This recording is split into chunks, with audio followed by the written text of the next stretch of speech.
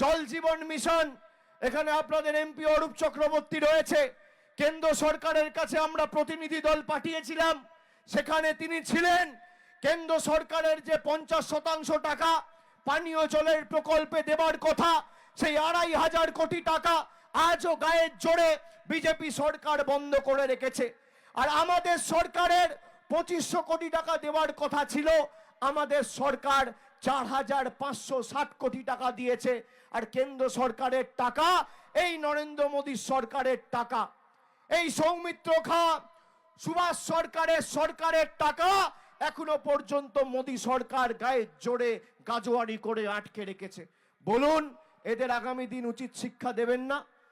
আজকে নরেন্দ্র মোদীজি জল জীবন মিশনের আনলেন যে নলে জল দেব, আমার মা বোনেরা নলে জল পাবে বাড়িতে বাড়িতে, মাথা পিছু 70 লিটার জল। কত টাকা পশ্চিমবঙ্গ পেল? 8000 কোটি টাকা। গোটা পুরুলিয়া জেলায় একটা গ্রামের নাম বন্ধু বলুন তো, যে গ্রামে জল এসেছে নলে, পারবেন বলতে?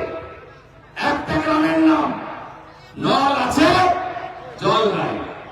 নল আছে, নল আছে, নল আছে,